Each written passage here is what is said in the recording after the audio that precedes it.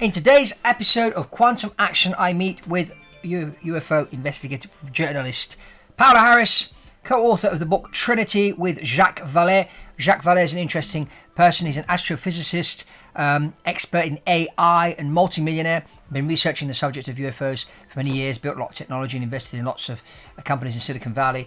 Paola Harris has teamed up with Jacques Vallée to write this incredible book about this UFO case called Trinity, and it's about a crash of a UFO in 1945 in New Mexico. Now, this was way before all the UFO things started, and Paola's been out to witness and speak to the two witnesses, which are a little boy of 9 and one of 7. Now, obviously, they're a lot older. And she spoke to them directly. She saw pieces of the craft that they managed to recover. So we talk about that in today's interview. We talk about how Paola got into researching this subject. And she, has done her work all over the world. She's one of the very few that goes out and travels around the world, talking to people, visiting the sites of where these ships have landed, speaking to the people that claim to have interacted with these space aliens. And we talk about, the core message that these aliens have for us. And it's not about little green aliens, abducting people and taking them out and doing all sorts of experiments to them and that. No, this is, a core message for humanity, which I think is really, really interesting. So we get into lots of deep conversation for 45 minutes. So I encourage you to stay until the end, and because we come to an interesting conclusion at the end of the episode. And if you haven't subscribed to Quantum Action, please subscribe. And let's get into today's episode with Paola Harris. Off we go. Hi, Paola. Welcome to Quantum Action, and welcome to be here today. You're talking to me from Colorado, and we're going to be talking about your new book, which just came out, which is very interesting, about this UFO crash that happened before the 1947 crash that's so much talked about in the UFO world, and other things related to your UFO investigations. You've been traveling around the world all these years, talking to real people that claim to have seen objects from space or unidentified flying objects, met with aliens from other planets, or at least they claim to have met with aliens from other planets. And you've been doing a lot of research. You haven't been sitting on the internet watching videos. You've been out there traveling literally all over the planet, talking to people. And that's why I wanted to have you on the show. Paola, welcome to be here with us today. Ciao Fabrizio, I'm so happy you're Italian. I think people should understand that I'm Italian. My father was the Italian consul for the state of Rhode Island, so I'm a diplomatic child from a diplomatic family. Yeah. And I also have a master's degree in education, so and have taught at the American Overseas School of Rome for 15 years. So I mean, my background is journalism. It's more detective work. I'm not a ufologist. I gather the information. Yeah. So you're thank you. Yes, investigative journalist. Run around. Yeah. But I'm international anyway. So how can I stay home? I know. Same here. I mean, I went to international school in Milan for 8 years. I lived in the States, England, Middle East, Italy, and worked in Switzerland as well. So, I've been all over the place. And plus, as a pilot, I've traveled nearly every place in the world. So, yeah. Now, how did you get involved in researching these UFO cases? What sparked your interest in the very beginning? Well, everything that's happened to me has been kind of serendipitous. It's been coincidence. I was assigned here in Colorado in 1980, a class called science fiction, and that's when Close Encounters of the Third Kind came out. Yeah. So I went to see that. I had no interest in UFOs before there. I went to see that film, and I learned that J. Allen Hynek, Dr. J. Allen Hynek Blue Book, as you know, was the consultant. And what affected me about the film, and never knowing that I'd ever meet him, was the end scene with Jacques Vallée, who was portrayed as Lacombe in the film Close Encounters. Yeah, which is your co-author of your book that you just wrote. Yeah. Crazy, yes. Yeah. The scientist in that film, and the emotional exchange he had with the ETs at the end of the film. So by coincidence, it was a wedding in Evanston, Illinois, and I walked into the Center of for UFO Studies in Evanston. Yeah. And I wanted to ask the people there to see the files, and I asked the secretary, I said, "Is this real?" And she said yes. And from around the corner comes this very distinguished man with a goatee and a pipe, and he said, "I heard you were Italian. Could you work with me?" And it was Dr. J. Allen Hynek, and I worked with him for 6 years until he died. Yeah. And the thing is that, we were very close. I was close with the family. I'm close with Paul Hynek today. Yeah. He was a child. He was very much younger then in 1980. Yeah. But when you work with a scientist, Fabrizio, you know that this is not a joke. Yeah. And so working with him and doing his Italian translations and driving him around and so forth, I, from day one, knew this was a collection of data. Never did I dream in a million years, because he wasn't there at the time, that I would work the last 4 years with Dr. Jacques Vallée. Yeah. So I've worked with the best, and but in between, what interested me and what got my career going was when I moved to Italy in 1992. Was that they had found out I'd worked with Dr. Hynek, and then I began to do some serious work in Europe. The work in Europe is much more serious than anything that happens here in the States. I mean, for me, ufology in the States is it's kind of a media entertainment more than, when I was in Europe. My goodness, it's interesting because in Italy there's this caso amicizia, or friendship case, as it's said, as it's called in English. And interestingly enough, where that actually happened is where my father's from. In Italy, near Ascoli Piceno. Yeah. He's from Pescara. Ah, okay, yeah. So my dad was from a place called Santa Maria, which is a small village near Acqua Santa Terme, which is near Ascoli Piceno. And it's interesting for me to discover, because I've always been interested in the UFO phenomenon ever since I was a kid. And I'd set myself a goal to become a pilot and hopefully an astronaut. And science fiction, anything that flies, I'm interested in, whether it goes to space or flies in the atmosphere. So I learned to fly very young, 15. I was flying gliders. 17, I became a not professional, but a private pilot, then a professional pilot, 22. And then went on to fly, all sorts of airplanes. So it's interesting for me to see that caso amicizia, which was actually, and I do remember when we used to go to the seaside there, that they'd seen UFOs off the coast of Pescara and Ancona.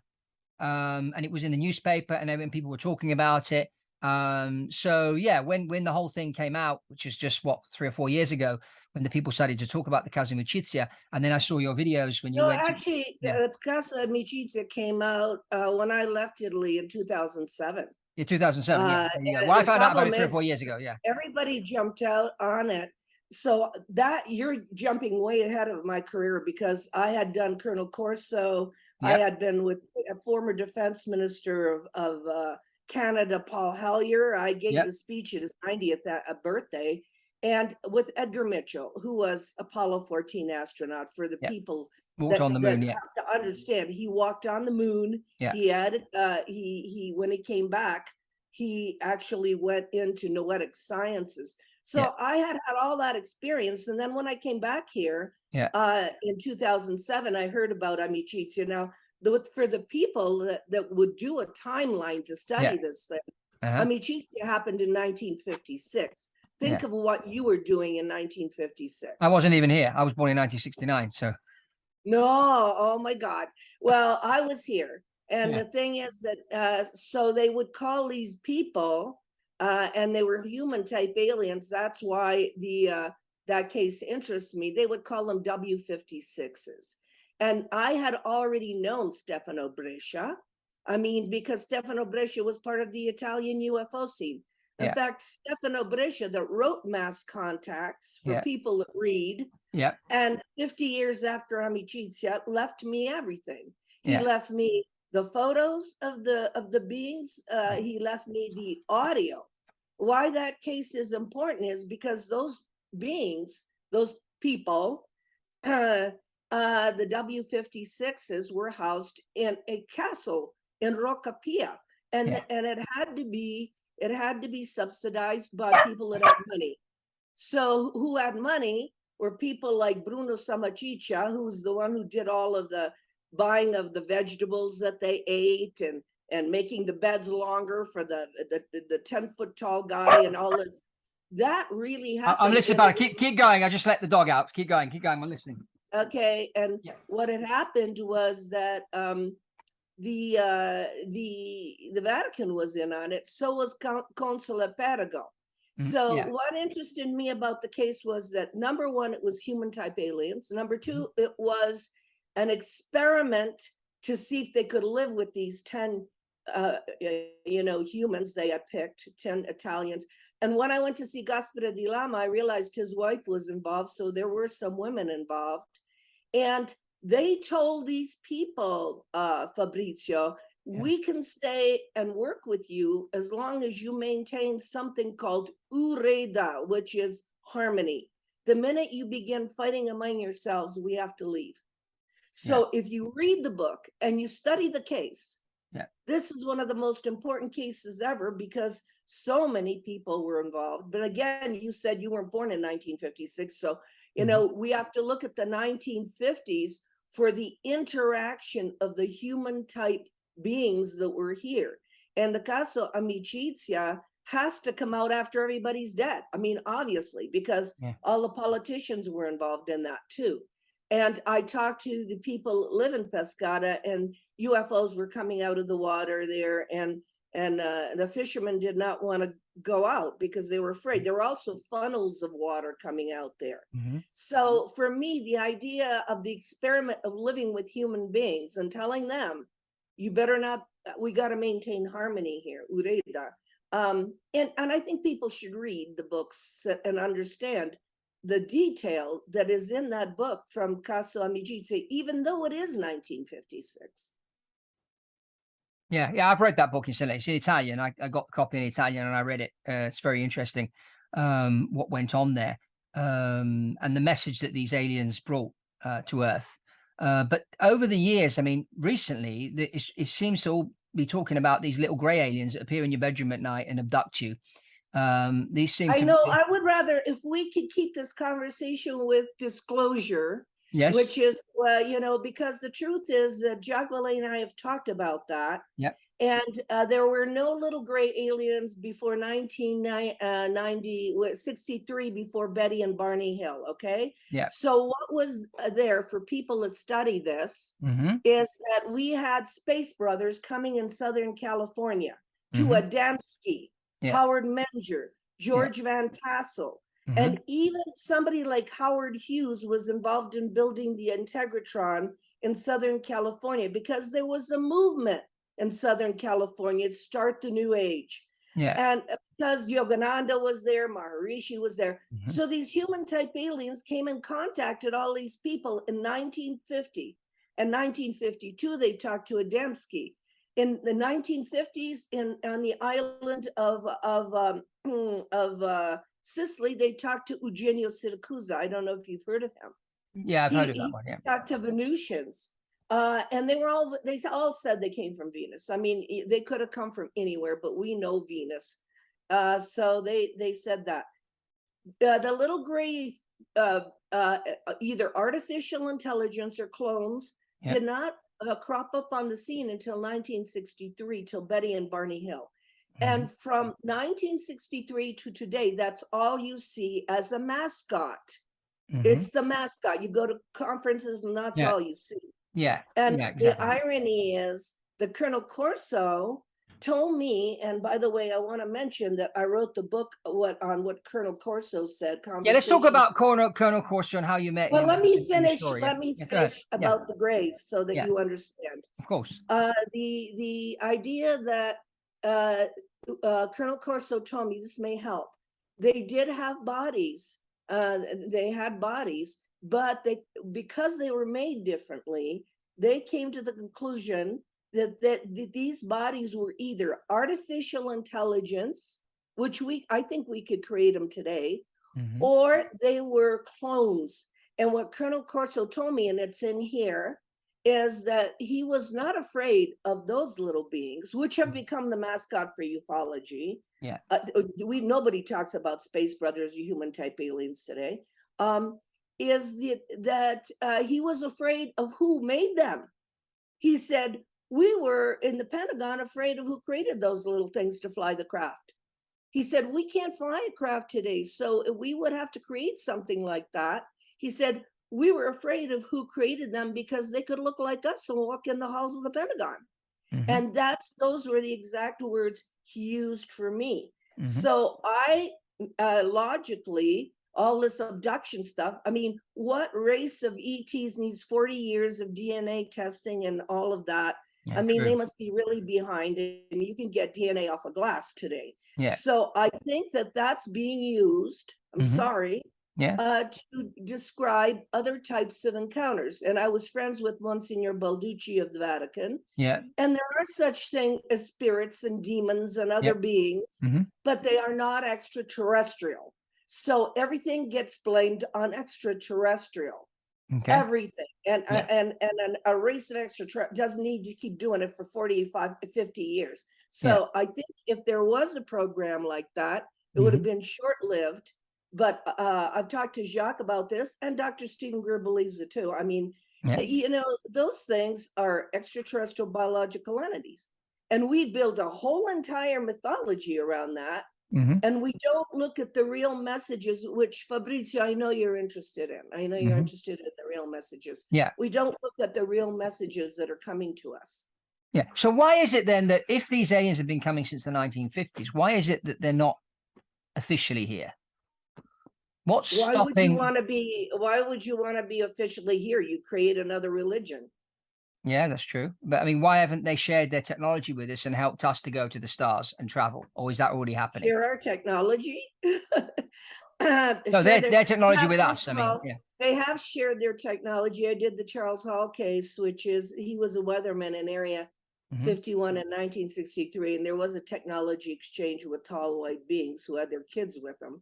If people study the Charles Hall case, and he's a military man, he's Air Force. So they have done that. However, if you read Colonel Corso's books, we were going to explode and test atom bomb on the moon, Project Horizon. Okay. Do you honestly, I mean, I think there's something on the moon. I mean, I really believe something is there. Do you think these humans coming off planet Earth testing an atomic bomb on the moon is something that is very inviting to ETs?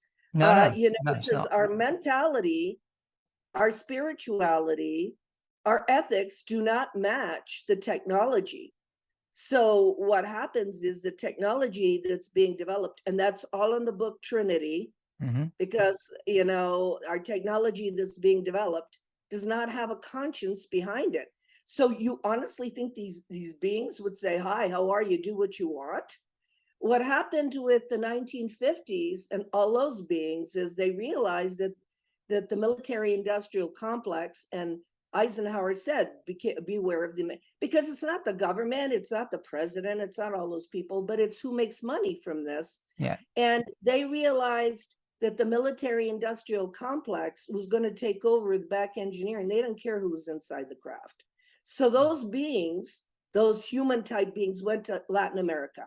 And they went to the Chilca Desert with Sisto Paz and all those. And that's where I'm working right now.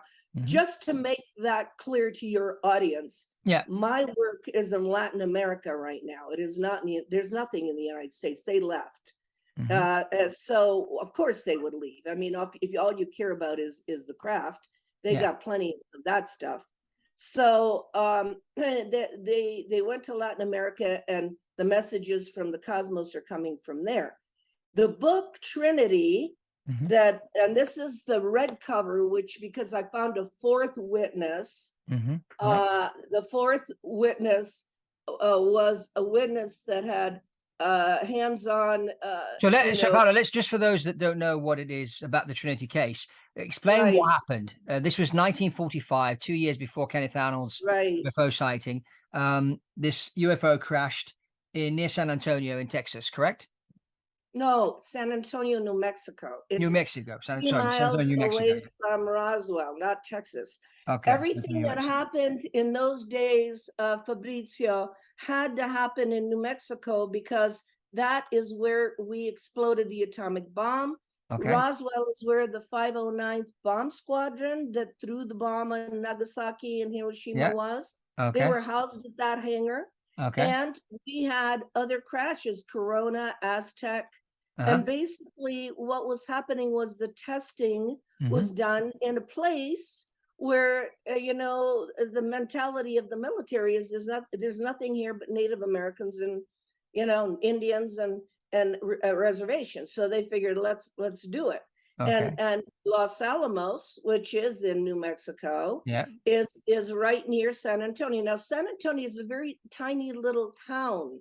Okay. It is San Antonio, New Mexico has hardly, they have very few people, but what was there was the Owl Bar and Cafe. The Owl Bar and Cafe is where Oppenheimer and the Manhattan Project scientists were housed. They had their cabins behind there. And it was the only watering hole. That was the only place you'd get groceries and go to in that area, the Pan American Highway. So when the bomb went off in July, they did not tell the people of 150-mile radius what they were doing. So our witnesses, this book is about Jose Padilla, 9 years old, Remy Baca, 7 years old, who witnessed the craft coming in, taking a piece of the radio tower, and a soft landing on the Padilla land. And it was 1 month after the atomic bomb, and it was a real case. It's a real case. I heard about it in Italy and wondered why everybody didn't jump on it, because the witnesses are still alive. And just to be clear on this, because we don't have that much time. When I came back, I got a call from the son of the pilot who flew over and saw the two little Indian boys. Well, they're not Indian. They were Hispanic. And the irony is, he gave me the telephone number of the boys. One of them, Remy Baca, lived in Gig Harbor, Washington, and I was able to question him, stay there, see the piece that the nine-year-old had taken from inside the craft. I was able to do everything before he died. But who was there before me was Timothy Good. The English UFO Timothy researcher. Good had done the case. I consider Timothy Good the best researcher ever, because he does field research. He goes to the places. He had already been to Remy Baca. So, and then when Remy died, Jose Padilla allowed me to go on location and see where it happened. And I saw there was a round circle, 30 feet in diameter. Well, after all these years, there was still a round circle. Oh, yeah, because nothing grew. I mean, nothing. It was like the circle, nothing grew. Everything grew around the circle. There was little yellow flowers around it. So I started working on this case with Jose, who is now 86 years old. And people say, why didn't they talk about it? Well, the reason why they didn't talk about it was because he had gone inside the craft the last day of the recovery and taken a piece from inside and didn't want anybody to know. And the government had come to his father and said, did your kids take anything? And of course, they're going to go, no, we never did. So they're not going to talk about that they have something. And then what happened was that at 15 years old, Jose Padilla moved to California, and Remy Baca moved to Gig Harbor, Washington. So Jose Padilla became a highway patrolman, a policeman, and Remy Baca worked for the government. He worked, I think he worked for Dixie Lee, the governor of Washington State, because in the end, she showed him the file from the Atomic Energy Commission that had this crash. And to thank him for getting her elected, because he was Hispanic. So were there any people? Were there any people in this craft when it crashed? Was it manned? Well, what had happened was the boys were looking for a cow that had calved. It was a cow from Spain, special. And when this happened, they thought it was an airplane. Now you got to look at, they didn't know what they were looking at. There was of course, plus they were kids. No, because there was no Kenneth Arnold. There was no UFOs. There was no flying saucers in 1945. And of course, there's nothing in the newspaper. Roswell hadn't happened yet. So you go up and you see an avocado-shaped craft, and you go, what is that? Is that an airplane? What is that? It had a little dome. In fact, in our book, we have 3 cases that have avocado. The Lonnie Zamora case, which is in the 1960s, was an avocado-shaped craft. And I just came back from France. The Valenceau case in southern France with Maurice Massey was an avocado-shaped craft. And in both those cases, little men came out. So when the boys went up to the craft, a panel of the door was gone, and Jose saw three little beings just floating back and forth. What And did they look like? Would they look like us, but they were just smaller? No, they looked like little gray aliens. I mean, they were craft. Okay. They were these are spindly armed, big headed. With they said they had insectoid kind of eyes that were almond shaped, and basically whatever was flying that craft was made to fly the craft. It was, I don't know who, what, where, and how, but if it's artificial intelligence, that's what's flying the craft. So these three aliens they saw were robots, basically. Androids. We don't know. We don't know. Yeah. We can't say things like that because that discredits everything. Of course. Yeah. I don't know, because if I put a label on what it was, I can only give what they said they saw. And they said exactly they like what they said they saw. Yeah. They look like kids. Yeah. Because they're kids. Yeah, of course. They're 3 feet high and they're kids. Yeah. So they look like kids. The thing that's interesting that you might find interesting is when I told Remy Baca about this, he said, he said, I had a vision. They shot me a vision of people falling out of skyscrapers. So that's in the book, if people read the book, because they had telepathic communication with these children in 1945. And I said, oh, people, and Remy had never seen a skyscraper at 7 years old. They had never heard of UFOs. They didn't know what they were doing. If you look at this is before Roswell, it posed a problem for the government. They didn't know what they were looking at or what they were doing. There's nothing in the media, However, the same guys that did the atomic bomb, and that was not a test. They actually exploded an atomic bomb. Those same guys that were working there were the ones that were cleaning up the debris, and and it was Army Air Force, so it was not. They had not split into the Army and Air Force. Air Force didn't exist yet. Yes. So they went to the Padilla father and they said, we have to cut the cattle guard because we got to take out a weather balloon that's 30 feet in diameter. So of course the father's not going to say, no, I went inside with Sheriff Apodaca. I know it's not a weather balloon. Because the next day the father and Sheriff Apodaca went inside that thing. It was left by itself for 24 hours. So you're not going to argue with the military. You're not, even though it's your property, he let them cut the cattle guard. So what did they do with the craft? They took it away, the military. Yeah, but that's a question we can't answer unless somebody saw that. Okay, so just at some point it wasn't there anymore. Flatbed. The details of how they put it on a flatbed are in the book. The details of how many wheels a flatbed had, how much this thing weighed, because Jacques did the work, is in the book. And it had to go sideways because there's an overpass that it had to go under. And the boys watched the recovery. They watched it. It was 7 days it took them to do this.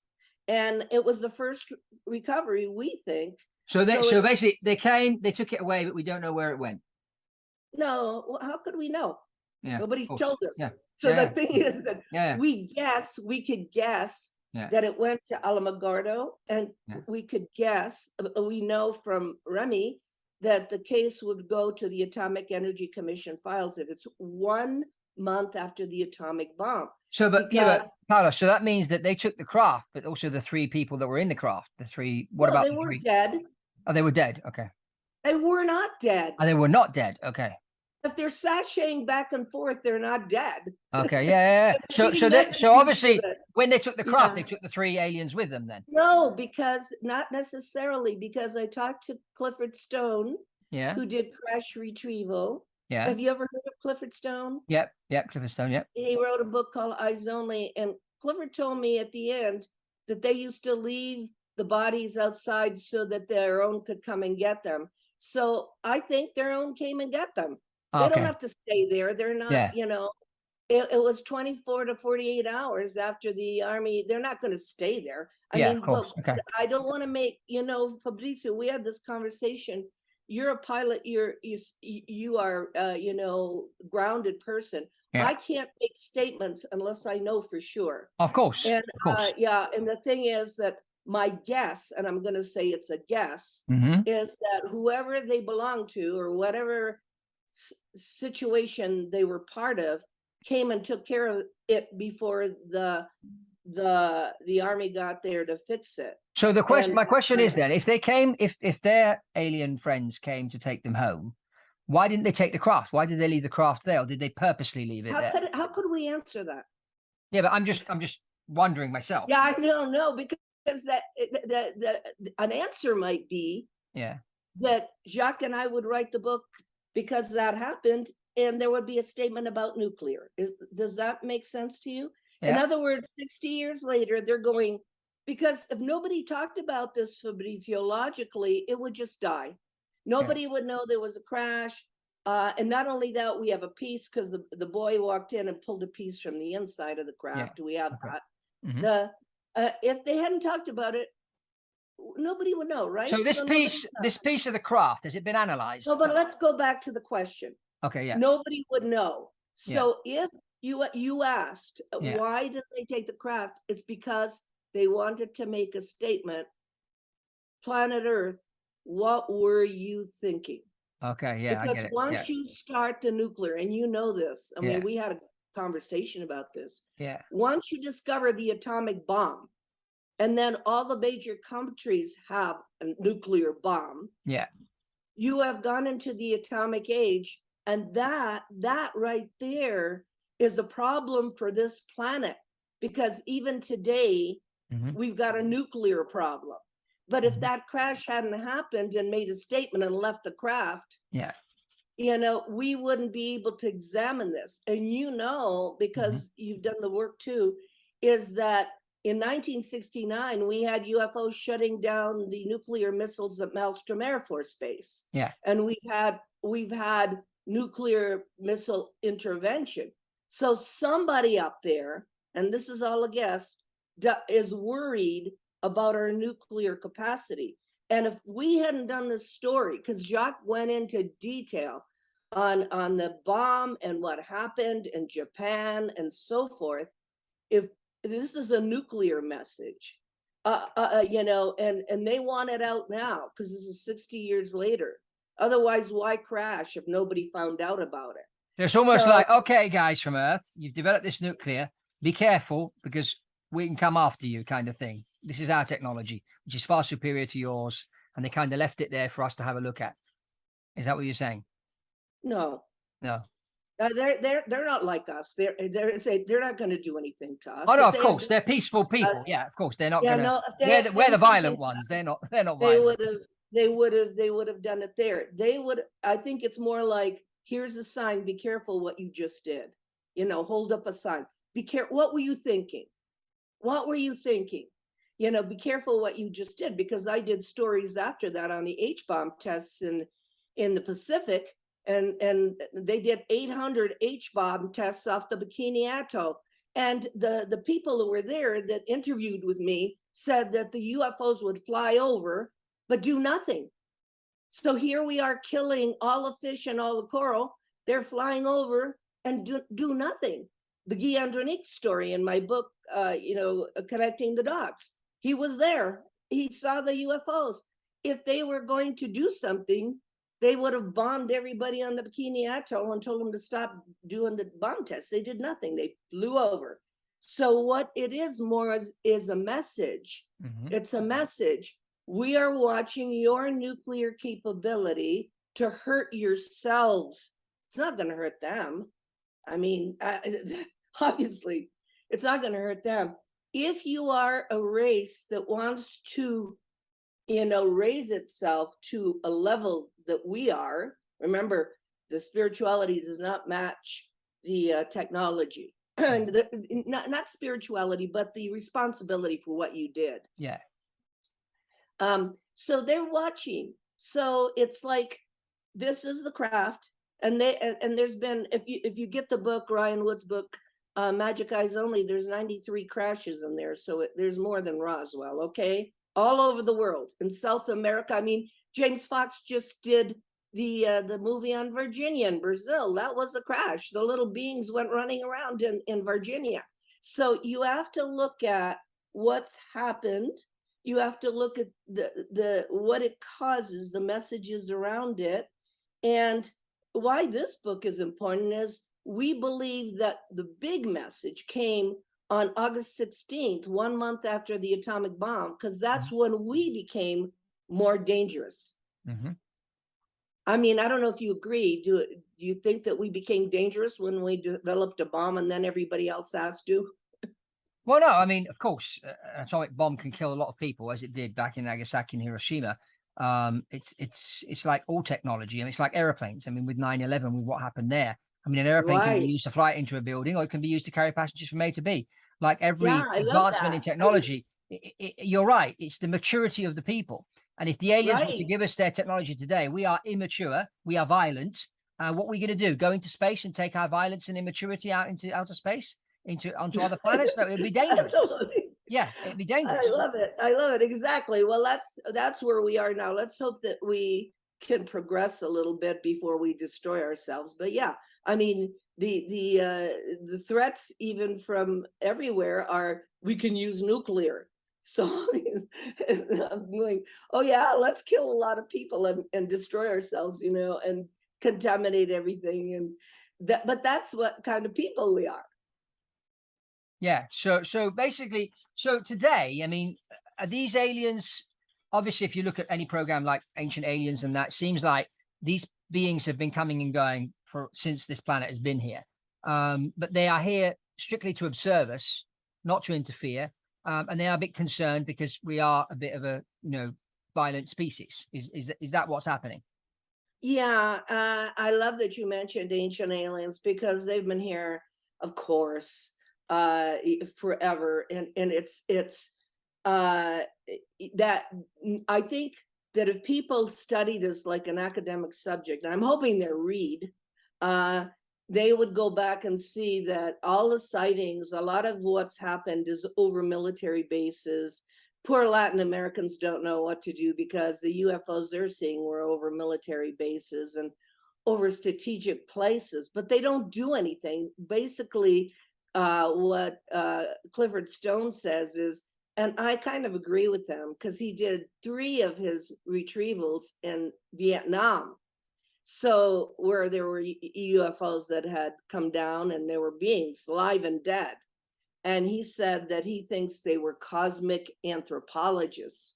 And I kind of like that. Cosmic anthropologists, which means, you go to a primitive people, you see where they're at, you see how they live, you see how they progressed. And it becomes something where we don't say good or bad. I mean, I have no idea what's going on. My job is just to collect the data, the facts, like like the Gaspera di Lama's statement, which is on my YouTube about amicizia. That's what he says. That's what the original people say. That's what Colonel Corso says. That's what Edgar Mitchell says. That's what, these people say. That's my job, Fabrizio, just to collect the facts, to make assumptions like we have in our field, good and bad and reptilians and grays and Nordics and all that becomes too much of a mythology. It's not provable. And I honestly do not believe that they need to work with us to be evil or whatever. We got enough negativity, evil, and power hungry people. We don't need alien intervention. So do you think then that there's more than one race of aliens visiting us right now from many, many different planets? They come and go, they're here amongst us, they're observing us. What's their core message of those people that you've spoken to that have met with these aliens? What's the core message that they're sending to us now in 2022? Well, to answer the first question, Colonel Corso told me there were 52 different species recorded in the Pentagon. 52. This is Colonel Corso, the head of R&D, Army. And Clifford Stone, who was also Army that did the retrieval, said there were 57 different species. And they all have different agendas. In other words, they all are here for a different reason.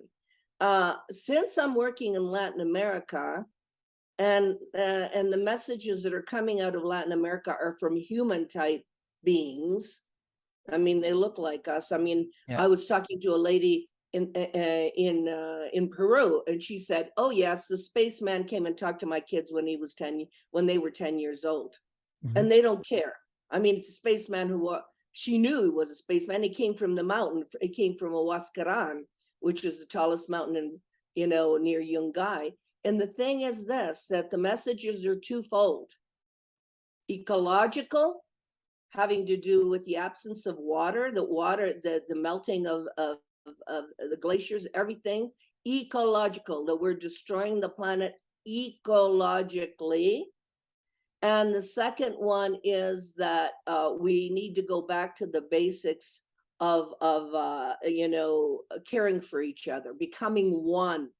And when I took Robert Short back to Giant Rock in 2014, he was the last of those guys that were in Giant Rock, the Van Tassels, the Mengers, the Dembskis, and so forth. The message came from him, the end of separation. Come together. However you want to go, John Lennon, come together over me. All right. Okay. Unless you come together, if you start separating each other over ideology, what you believe, political, religion, you destroy yourselves. If you can come together and say, we are one species, human beings, because we're one species. I mean, it doesn't matter where we come from, what we look like. He says we're able to save ourselves, but the more separation there is, the more dangerous it becomes.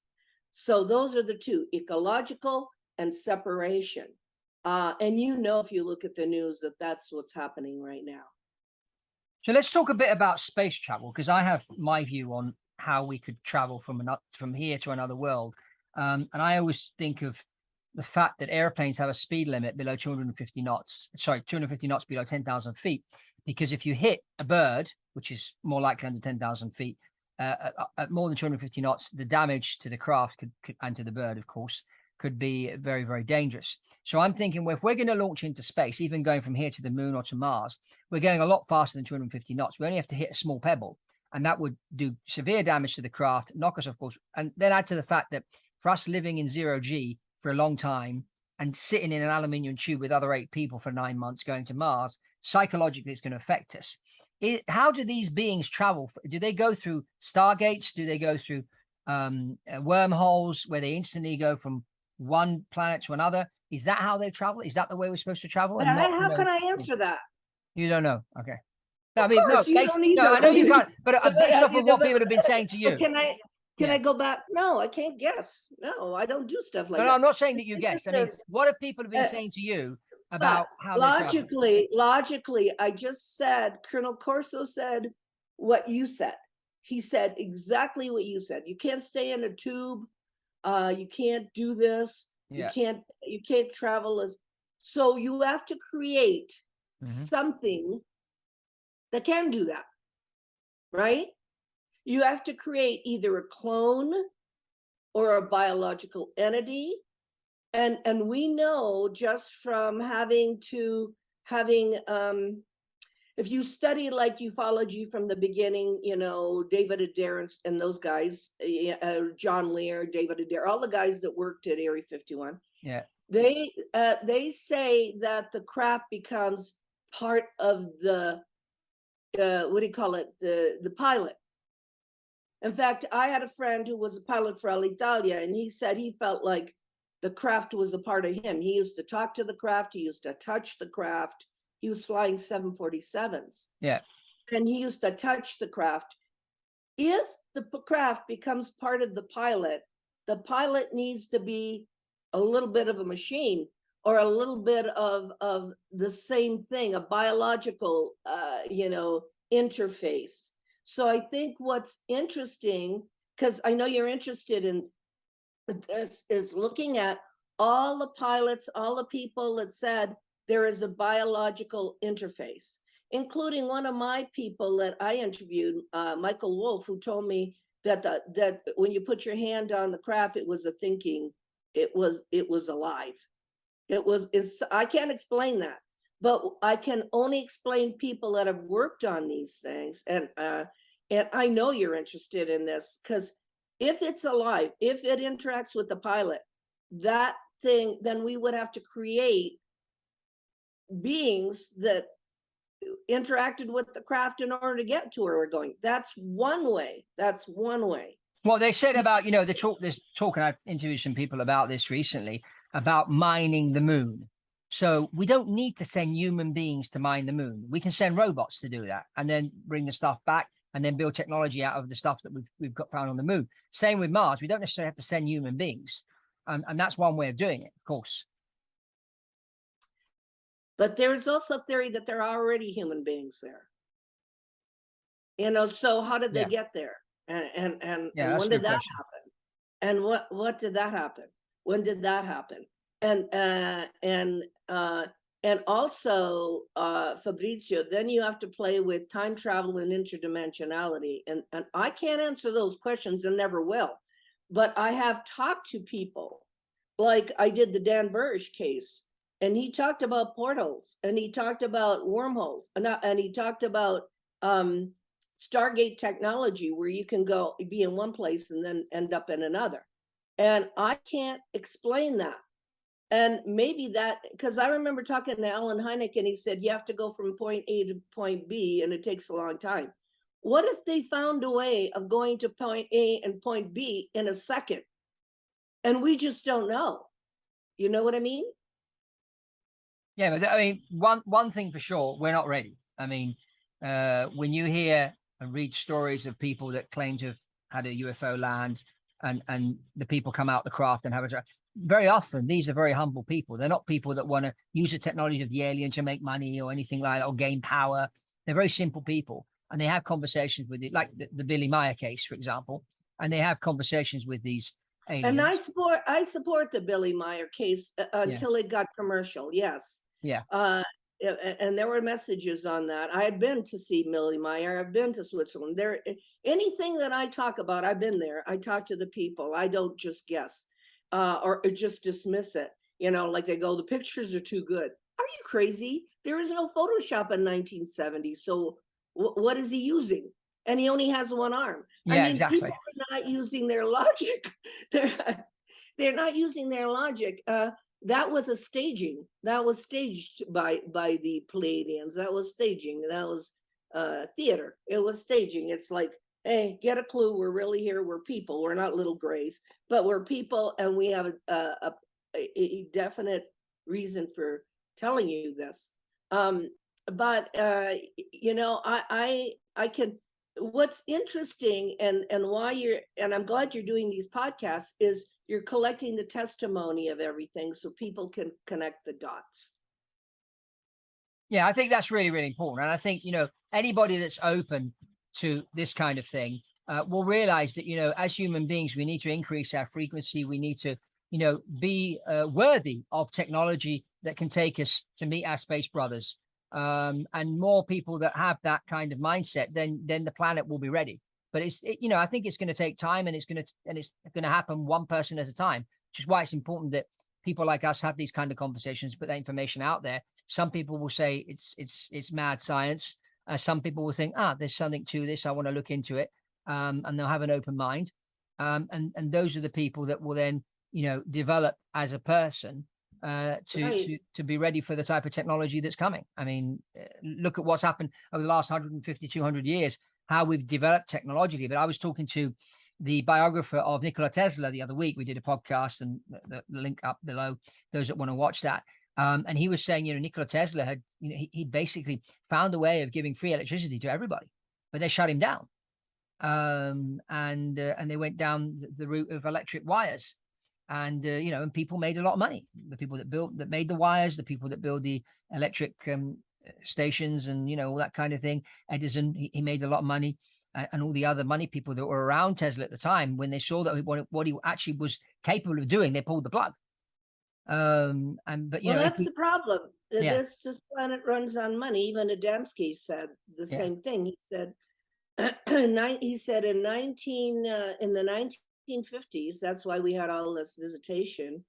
We could switch from a planet of war to a planet of using, because that NASA began and all that in the 60s, using this technology to go into outer space and meet the space people. Yeah. And we chose the war instead. We use, because that's war and reconstruction makes money on this planet. Anything that they back engineered. Even Colonel Corso said in the Army, we were thinking of war. We weren't thinking. He had a pen, a long pen, and he said this pen would cut in a surgical way, but it also would suture if it went the opposite way. It closed the wound. He said, but we didn't use it like that. He said, because it was a laser-based thing. And so our mentality is not changing. In the 50s, I think we had a way of switching over to all the fantastic things they discovered when NASA was developed and all of these new technologies came up, and we could have had an economy around that. In other words, an economy. But then Werner von Braun says, well, no, we have to invent enemies. He said, and first we'll invent terrorism, and then we'll invent, first communism, then terrorism. He said the last card they're going to use is the alien threat. Well, I'm looking at all the stuff that's coming out in the public, and the only way that anybody's going to pay attention to it, especially in a Congress or anything, is if it becomes the alien threat. Well, if they didn't bomb, they didn't do anything to us in 1945, and they didn't do anything to us in the 1970s when everybody was testing in the Bikini Atoll. Why would they do anything to us today? Yeah, what? But I mean, there are. I mean, even with technology today, if we look at young kids, they're all on their phones. They spend time in this virtual world, which in a way is taking them away from nature. And I think when people are out in the woods walking on the beach and whatever, and they connect with nature, they become more spiritual. And there was this gentleman called Victor Schomburger back in during Second World War, and he invented a number of things. And they even say he built like a flying saucer like craft for the Nazis. And a lot of what he developed, a bit like Tesla, he developed as a result of watching nature. Leonardo da Vinci was the same. He watched the birds and he came up with flying machines and whatnot. And I think today technology on one side is bad because it's moving man away from nature and from being able to access and understand that they have to respect the planet, that whatever we build has to respect the planet. We can't go around in a flying machine which is polluting the air. There are other ways of developing a flying machine that won't pollute the air, that kind of thing. So that's one thing. But on the other end, technology is good because it does allow this to happen, what we're doing right now. I'm sitting in Manchester in the UK. You're in Colorado. We're able to talk on video, and we're able to edit it, put it out there in audio and video format for people to listen and watch and get the information out there, which wasn't possible even 15, 20 years ago. So that's a good thing. But sometimes you can get caught into the technology so much that you move away from and you become very materialistic. And this is where you don't respect the planet. And when people get greedy, I mean, I think money, like everything, can be used for good things or for bad things. But unfortunately, there's some very greedy people out there right now. And that's probably why we haven't developed technologically, because these people are so greedy. And that greediness is not evolving them spiritually. It's not bringing them in tune with the planet. They're too greedy and selfish. And I think we need to move away from that greed and from that selfishness in order to become evolved enough to warrant the technology to be able to go out and visit the rest of the universe and liaise with these other people from these other worlds. At least that's my view anyway. No, amen. I agree with it 100%. I get very, very upset when I walk around the lake here in Colorado and everybody's on their cell phone, and I say, do you understand how beautiful this planet is? Do you see those trees? Do you know you're alive? I think those are the messages of the ETs, because then when you look at the sky and you see a UFO, you go, oh my God. Then you wake up. You know what I mean? It gets your, Jacques used to tell me, and I want to reiterate that people should read this book. It's incredible. Mm-hmm. It's in 4 languages, French, Italian, Spanish, and so forth. Now Japanese. That Jacques used to tell me that the reason for the sightings, and he had one when he was 15. I've had a couple, but I'm used to it now. I was down in Latin America. I see them all the time. But the thing is to get your attention. Yeah. It's not to make hypothetical, statements about who's inside, what they did, are they good or bad or whatever. It's, oh my God. And you look up there and you see it, whether it's daytime or nighttime. And Jacques used to say, it's to get your attention, to raise your consciousness, to say there's something I don't understand up there that is getting my attention right now. And then you get off your cell phone and you start looking at your life. Mm-hmm. Yeah. Paola, thank you very much for being on the show.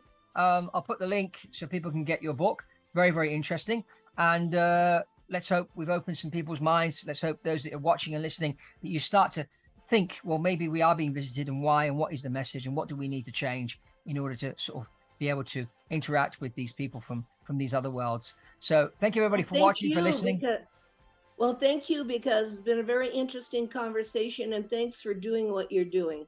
Thank you. And everybody, thank you for watching Quantum Action. Remember to subscribe, and off you go to infinity and beyond.